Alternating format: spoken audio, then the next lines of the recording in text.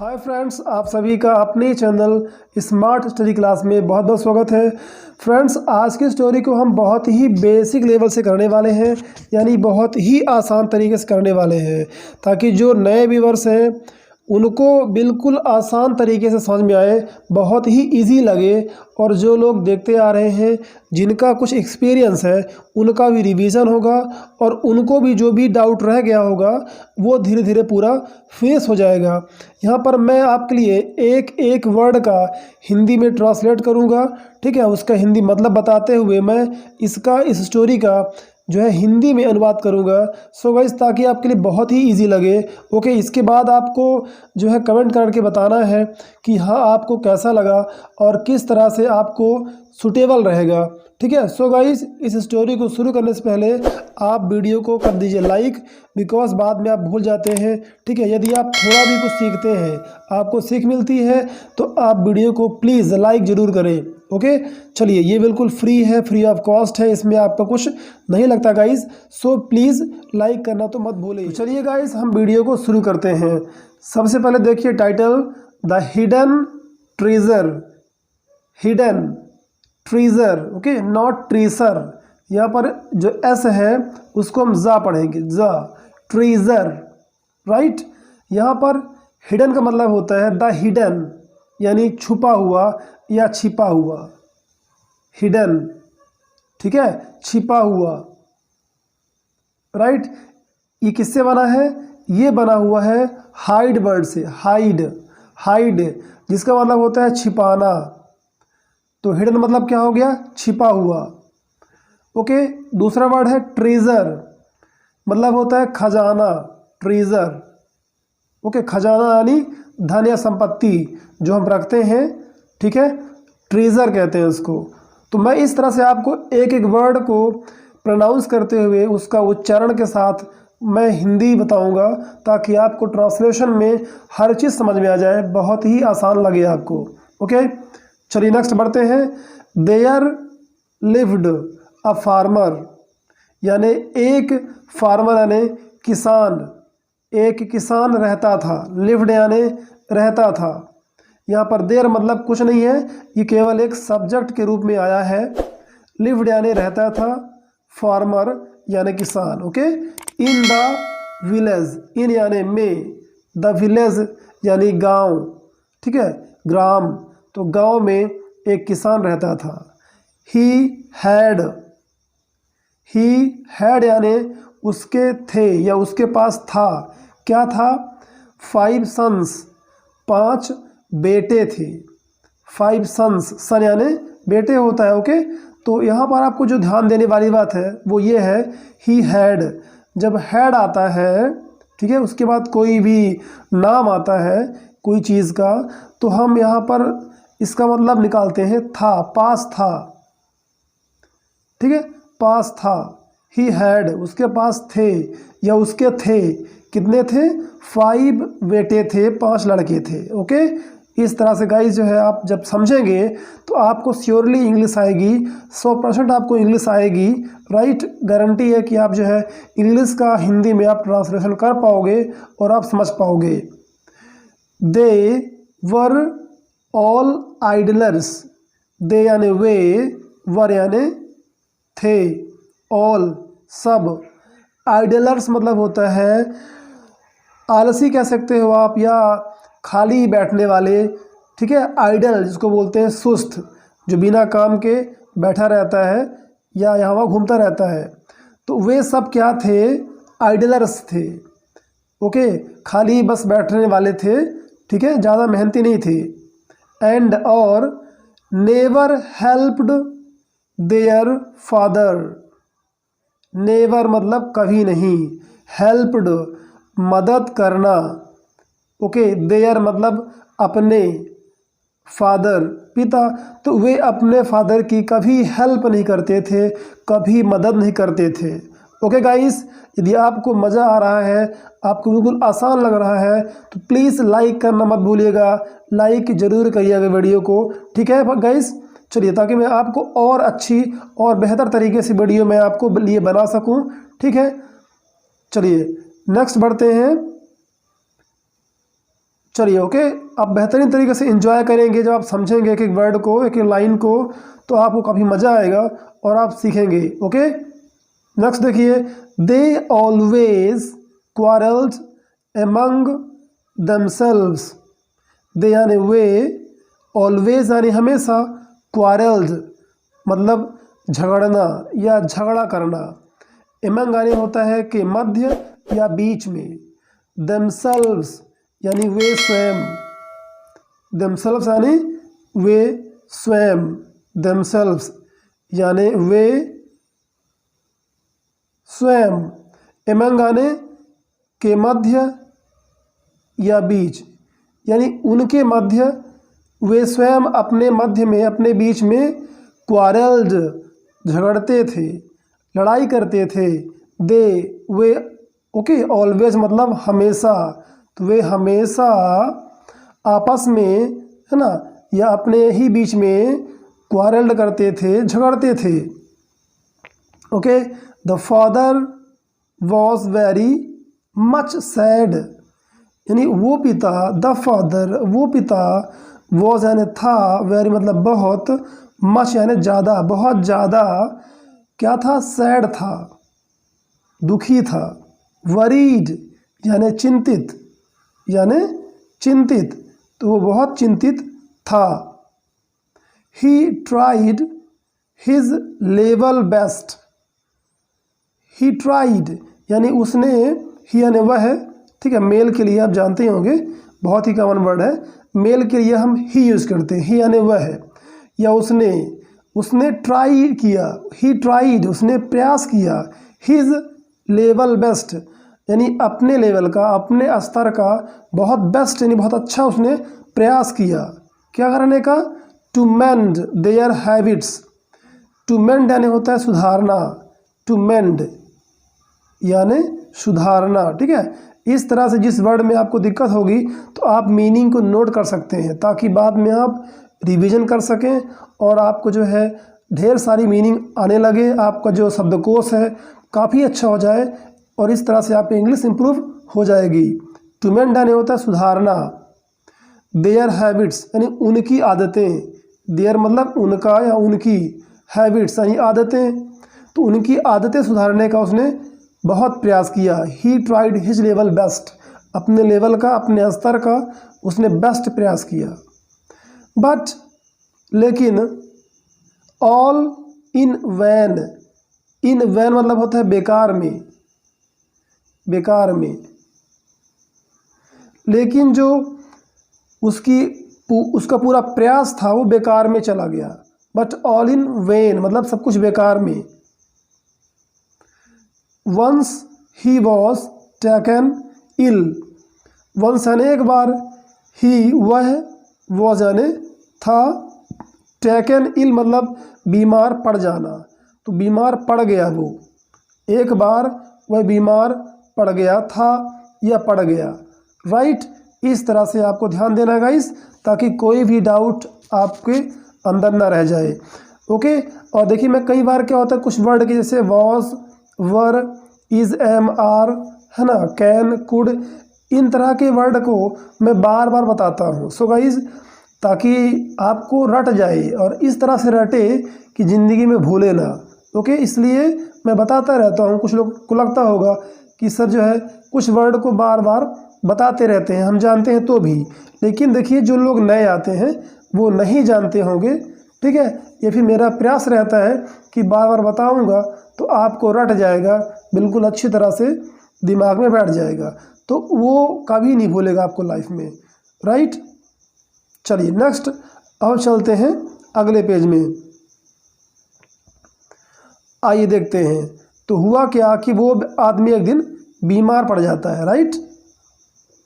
तो वो क्या करता है, वो देखिए क्या करता है, ही कॉल्ड हिज सन्स, ही यानी उसने, कॉल्ड यानी होता है पुकारना या बुलाना, हिज सन्स अपने बेटों को, उसने अपने बेटों को बुलाया, कॉल किया।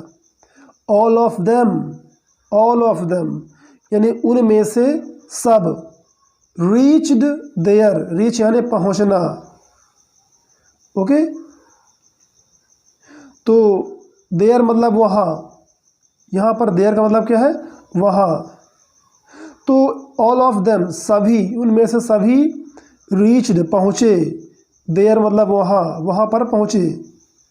ही आस्क्ड उसने पूछा, आस्क यानी पूछा, किसने पूछा, उसके फादर ने, उस आदमी ने जो बीमार था। देम उनसे, to sit down and listen to him carefully, उसने उनसे पूछा यानी कहा, टू सिट डाउन यानी तुम लोग बैठ जाओ, sit down, listen to him carefully और उसे केयरफुली यानी ध्यानपूर्वक सुनो, लिशन, इसे क्या पढ़ेंगे, लिशन, लिस्टन नहीं, लिस्टन पढ़ना गलत है, लिशन, बिकॉज टी यहाँ पर साइलेंट है, राइट। तो लिशन मतलब सुनना, उसे ध्यानपूर्वक सुनने के लिए उसने कहा। नेक्स्ट देखिए, द ओल्ड फादर सैड, उस बूढ़े पिता ने, सैड यानी कहा, my dear sons, my dear मेरे प्रिय बेटों, I am weak and ill, I am मतलब मैं हूँ, एम यानी हूँ, मैं क्या हो गया हूँ, आई एम वीक एंड इल, मैं कमज़ोर और बीमार हो गया हूँ, इल यानी बीमार। आई मे डाई एनी मोमेंट, आई मतलब मैं, मे डाई मतलब मर सकता हूँ, डाई यानी होता है मरना, ठीक है, मर जाना या मृत्यु को प्राप्त करना, ठीक है। तो एनी यानी कोई भी, मोमेंट यानी होता है पल या क्षण, मोमेंट यानी पल या क्षण, मैं किसी भी पल मर सकता हूँ, ओके। मे मतलब होता है सकता है, मे मतलब सकता है, ठीक है। तो यहाँ पर संभावना की बात कर रहा है कि आई मे डाई, मैं मर सकता हूँ किसी भी पल, किसी भी क्षण। There is a lot of money यानी काफ़ी पैसा है, लॉट ऑफ मतलब होता है बहुत सारा, लॉट ऑफ, लॉट ऑफ मतलब बहुत या काफ़ी। तो देयर इज़ यानी है, इज़ यानी है, तो बहुत मनी है, काफ़ी पैसा है, राइट। इन आवर फील्ड्स, लेकिन कहाँ है, अ लॉट ऑफ मनी बहुत सारा पैसा कहाँ है, हिडन छिपा हुआ है। जैसे मैंने शुरू में ही बताया था कि हिडन मतलब होता है छिपा हुआ, hidden. In our fields, field यानी खेत, आवर मतलब हमारे, इन यानी में, तो हमारे खेत में बहुत सारा धन छिपा हुआ है। बट लेकिन I have forgotten where I had buried it, ठीक है। इस वर्ड को आप स्पेशली पढ़ोगे, ब्यूरीड नहीं पढ़ोगे आप, ब्यूरीड गलत है, ओके, बरीड पढ़ोगे आप, बी यू को बा हो जाएगा उच्चारण और आई ई डी, ईड, बरीड मतलब दबा हुआ, ठीक है, दबा हुआ, जैसे हम नहीं दबा देते हैं ज़मीन में, हम गाड़ देते हैं, उसी को वो बता रहा है कि आई हैव फॉरगॉटन मतलब मैं भूल गया हूँ, आई हैव फॉरगॉटन मतलब भूल जाना, तो मैं भूल गया हूँ, ये थर्ड फॉर्म हो गया वर्ब का, ठीक है। तो यहाँ पर इसका मतलब क्या हो जाएगा, भूल गया हूँ, वेयर यानी कहाँ, आई हैड बरीड इट मैंने इसे कहाँ दबा दिया था, ये मैं भूल गया हूँ, ठीक है। उस खेत में बहुत सारा धन छिपा हुआ है, but I have forgotten where I had buried it, मैंने इसे कहाँ दबा दिया था, ये बात मैं भूल गया हूँ। तो क्या करना है, अब कैसे मिलेगा वो धन, कैसे मिलेगा छिपा हुआ ट्रेजर, खजाना। देखिए, dig that treasure out after my death, dig यानी खोदना, तो क्या बता रहा है वो कि डिग यानी खोदो या खोदना, दैट ट्रेजर उस खजाने को, दैट यानी उस या वह, तो उस खजाने को तुम लोग खोदना आफ्टर माई डेथ, आफ्टर मतलब बाद में, माई डेथ, डेथ यानी मृत्यु है, और माई यानी मेरा। तो मेरे मृत्यु के बाद तुम लोग क्या करना, उसको खोदना। ठीक है, चलिए नेक्स्ट चलते हैं। हम आते हैं लास्ट पैराग्राफ की ओर। ठीक है, चलिए। The farmer died after 2 days। Died, died क्या है, डाई का सेकंड फॉर्म है, जिसका मतलब होता है मृत्यु को प्राप्त करना। ओके, मृत्यु को प्राप्त होना या मर जाना। तो इसका सेकंड फॉर्म है तो मर गया। द फार्मर यानी वो किसान, वो बूढ़ा किसान, डाइड यानी मर गया। आफ्टर 2 days, आफ्टर 2 days 2 दिन बाद, आफ्टर यानी बाद में। तो जब बीमार था वो ये बात कहने की 2 दिन बाद वो मर गया। The sons dug every inch of the land but could not find anything. यानी वे बेटे, द सन्स यानी वही बेटे, वही लड़के, डग यानी खोदे। डग क्या है, डिग का सेकंड फॉर्म है। डिग यानी खोदना, डग यानी खोदे। तो वे बेटे every inch of the tend यानी उस फील्ड का जो था, एवरी इंच यानी होता है कोना कोना, एवरी इंच। ठीक है, हर एक इंच यानी उस खेत का जो है वो कोना कोना खोदे।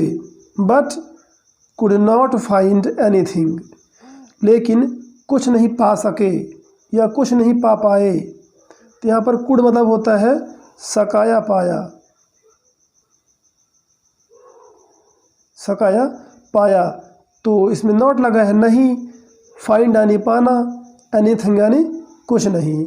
तो कुछ नहीं पा सके क्योंकि उसमें खजाना था ही नहीं। ओके गाइस, रियलिटी तो ये है कि उसमें खजाना है ही नहीं। ये तो बस उसकी अपनी एक समझ है, एक दिमाग है बच्चों से काम करवाने के लिए, ताकि वो मेहनती बने, मेहनत करें। लेकिन इसका उनको फ़ायदा होगा। कहते हैं ना कि जब आप मेहनत करते हो, मन से, दिल से आप प्रयास करते हो, तो उसको आपको अच्छा परिणाम मिलता है। आपकी मेहनत का फल एक दिन ज़रूर मिलता है। ठीक है, और मीठा भी होता है। राइट, चलिए next. As the field was well ploughed. देखिए इस प्लाउड में GH साइलेंट है। प्लाउड, प्लाउड, आप बस इतना पढ़ोगे। एज, यहाँ पर एज का मतलब होता है क्योंकि। ओके, क्योंकि, या कई बार इसका मतलब होता है जैसे ही, लेकिन यहाँ पर इसका मतलब होगा चूंकि या क्योंकि, क्योंकि ये स्टार्टिंग में आया है। जब भी किसी सेंटेंस के शुरुआत में आ जाए तो इसका मतलब चूंकि। ठीक है, the field was well ploughed, यानी वेल यानी होता है अच्छी तरह से। वेल, अच्छी तरह से क्या हो गया, प्लाऊ हो गया। प्लाऊ यानी होता है जोतना। ठीक है, तो वो फील्ड जो था, वो खेत अच्छी तरह से जोत गया था, यानी उसकी खुदाई हो गई थी। Some old man advised them to sow wheat in that. कुछ सम यानी कुछ, ओल्ड मैन यानी बूढ़े व्यक्ति ने, एडवाइज्ड यानी सलाह देना, एडवाइस करना, सलाह देना। कुछ ओल्ड मैन ने सलाह दिया, देम यानी उन्हें, देम यानी उन्हें, उन बेटों को क्या करने के लिए, टू सो। देखिए ये SOW अलग है। ठीक है, आपने पढ़ा होगा SHO, ये शो है, शो, शो इसका मतलब होता है दिखाना, शो करना है। ये तो बहुत ही फेमस वर्ड है, आप ज़रूर यूज़ किए होंगे, ज़रूर आप कई बार सुने होंगे। ओके, बट आप फ़र्क देखिए कि ये जो शो होता है SOW, इसका मतलब होता है बोना। जैसे बीज बोना, खेतों में बीज बोते हैं, उससे फसल उगती है। तो शो मतलब बोना, व्हीट यानी गेहूँ। तो उसने उनको उस खेत में जो वो लोग खोद दिए थे, उसमें गेहूँ बोने की सलाह दी, एडवाइस दी। ठीक, they had a very good crop, they यानी वे, हैड मतलब था, पास था, तो उनके पास क्या था, अ वेरी गुड क्रॉप, एक बहुत अच्छी क्रॉप यानी फसल, क्रॉप यानी फसल, तो उनके पास बहुत अच्छी फसल थी, उनके पास, दे हैड। ठीक है, स्टार्टिंग में मैंने बताया था कि जब दे कोई भी सब्जेक्ट है, दे, ही, सी, उसके बाद हैड आ जाए और फिर उसके बाद किसी का नाम आ जाए, किसी फसल का नाम, किसी वस्तु का नाम, किसी भी चीज़ का नाम, तो यहाँ पर हैड का मतलब होता है पास था, तो उनके पास था, बहुत अच्छी फसल थी। ओके, नेक्स्ट देखिए, बिकॉज उन्होंने अच्छी मेहनत की थी, खेतों की जुताई अच्छे से की थी, उन्होंने फसल बोया तो अच्छी फसल हुई, उन्होंने अच्छा बीज बोया, ठीक है, मेहनत करके, तो बहुत अच्छी फसल हुई। By selling the wheat they got a lot of money. ठीक है, सेंटेंस को इस तरह से जो है छोटे छोटे ब्लॉक में यानी वर्ड में आप तोड़ लेते हो, फिर उसकी मीनिंग निकालते हो और फिर सारी मीनिंग को जो है जोड़ देते हो। ठीक है, सेंटेंस के जो मीनिंग होती है, मतलब होते हैं जो ब्लॉक में यानी टुकड़ों में, तो उन्हें आप जोड़ते हो तो एक अच्छा मतलब निकलता है, हिंदी में एक सही मतलब निकलता है, क्योंकि हिंदी आप समझ जाते हो और आप एक सही वाक्य बना लेते हो। बाय सेलिंग मतलब होता है बेचकर, बस आपको ये ध्यान देना पड़ता है इंग्लिश में कि कब कहाँ किसका क्या मतलब निकलेगा। बाय सेलिंग, सेल मतलब बेचना, तो बाय सेलिंग का मतलब होता है बेचकर। द व्हीट यानी वो गेहूँ जो पैदा हुआ उनके खेत में, उसको बेचकर। दे गॉट, दे गॉट मतलब वे प्राप्त किए, दे यानी वे, गॉट यानी प्राप्त किए, तो क्या प्राप्त किए, अ लॉट ऑफ यानी बहुत सारा। इसको भी मैंने बताया है इस स्टोरी के स्टार्टिंग में, अ लॉट ऑफ यानी बहुत सारा, मनी पैसा। नाउ दे अंडरस्टूड, नाउ यानी अब, दे यानी वे, अंडरस्टूड, अंडरस्टूड क्या है, अंडरस्टैंड का सेकंड फॉर्म है, समझना, जिसका मतलब होता है समझना, तो दे अंडरस्टूड वे समझ गए। अब नाउ दे अंडरस्टूड वे समझ गए, क्या समझ गए, what their father meant, what यानी क्या, ओके, देयर मतलब उनके, फादर उनके पिता, मीन्ट यानी मतलब, उनके फादर का क्या मतलब था, मीन्ट क्या है, मीन का ओके सेकंड फॉर्म है या थर्ड फॉर्म मान सकते हो आप, मीन्ट, मीन यानी होता है मतलब होना, किसी भी बात का मतलब निकलना या होना, मीन्ट उसी का सेकंड फॉर्म हो गया, थर्ड फॉर्म हो गया। तो इसका मतलब होगा कि वे समझ गए कि उनके पिता का क्या मतलब था। खेत में जो है, खेत को बोलने के लिए कि भाई खेत में जो है बहुत सारा ट्रेजर, खजाना छुपा हुआ है, बट कहाँ है ये नहीं पता है, तुम लोग खोद के जो है देख लो, ठीक है, उसको निकाल लो। तो इस बात का मतलब वो समझ गए थे कि उसमें कोई धन नहीं है, कोई भी खजाना छुपा नहीं है। ठीक है, फादर ने जो है हमें मेहनती बनाने के लिए हमें ऐसा निर्देश दिए थे, तो ये बात उनको समझ में आ गई, जो कि बहुत ही ज़रूरी थी और जो उनके पिता का उद्देश्य था। ठीक है, तो उनका ये उद्देश्य पूरा हो जाता है। It was really the hidden treasure, तो उन्हें क्या महसूस हुआ कि इट वॉज रियली यानी सचमुच में था, यह है, इट यानी यह है, वॉज यानी था, रियली यानी सचमुच, वास्तव में यानी वास्तव में था, क्या था, द हिडन ट्रेजर, हिडन मतलब छिपा हुआ, ट्रेजर खजाना, राइट, तभी तो मिला उनको, उस मिट्टी में मेहनत करने से फसल आई और फसल से उनको अच्छा पैसा प्राप्त हुआ। ठीक है, फ्रॉम दैट डे, फ्रॉम यानी होता है से, दैट यानी उस या वह है, डे यानी दिन, तो उस दिन से, इसका आप उल्टा मतलब निकालोगे, दैट डे उस दिन से। They worked hard, they worked, work यानी कार्य करना, काम करना, वर्कड यानी करते थे, तो वे काम करते थे। हार्ड यानी होता है बहुत, यहाँ पर हार्ड का मतलब कठिन और बहुत भी कह सकते हो आप कि वो हार्ड वर्क करते थे। वर्क हार्ड मतलब काफ़ी काम करते थे, ठीक है। वो जो आइडल थे, राइट, वो जो आइडलर थे यानी आलसी थे या सुस्त खाली बैठने वाले थे, तो वो अब क्या हो गए थे, मेहनती हो गए थे। ओके, वर्क हार्ड करने वाले हो गए थे। एंड और lived a happy life. Lived यानी जीना या रहना, तो वे रहते थे अ हैप्पी लाइफ, एक खुशहाल जीवन वो जीना शुरू कर दिए थे, रहने लगे, ठीक है। तो चलिए एट लास्ट आइए देखिए, हम देखते हैं कि स्टोरी से हमें क्या सीख मिली, क्या एक लेसन मिला। तो स्टोरी का मोरल है, मोरल मतलब शिक्षा होता है, ठीक है, नैतिक शिक्षा जो हम किसी स्टोरी को, कहानी को, काव्य को पढ़ने से हमें प्राप्त होती है। तो यहाँ पर हमें सीख प्राप्त होती है। एक कहावत है ना, नो पेन्स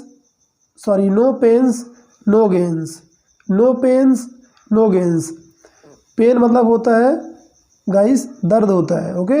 आप अच्छी तरह से इस वर्ड से वाकिफ़ होंगे, पता होगा आपको कि पेन मतलब होता है दर्द, नो मतलब नहीं या कोई नहीं, तो नो पेन्स मतलब कोई दर्द नहीं। यदि आप अपनी ज़िंदगी में कोई दर्द उठाना नहीं चाहते हो तो नो गेन्स, नो मतलब नहीं या बिल्कुल नहीं। गेन मतलब होता है प्राप्त करना, गेन प्राप्त करना, ओके। तो इस तरह से यदि नो पेन्स यानी कोई दर्द आप नहीं सहते हो तो यकीन करो कि नो गेन्स, आप कुछ प्राप्त नहीं करोगे। तो यानी इस तरह से इसका मतलब हो गया कि बिना दर्द के यानी बिना मेहनत के कुछ भी हासिल नहीं होता है ना। ये बात आप सुने होंगे, तो आप इंग्लिश में इसको कैसे कहोगे, ये आप कहावत याद कर लो, no pains no gains, okay. तो गाइस आपको वीडियो कैसी लगी गाइस, यदि आपने अभी भी वीडियो को लाइक नहीं किया है तो प्लीज़ ज़रूर लाइक कर दीजिए, ताकि मैं आपको इंग्लिश सिखाने के लिए इससे भी ज़्यादा मेहनत करूं और भी मैं अपना बेस्ट देने का प्रयास करूं। तो गाइस यहाँ तक वीडियो को देखने के लिए आप सभी का तहे दिल से बहुत बहुत धन्यवाद, शुक्रिया। फिर मिलेंगे नेक्स्ट वीडियो में।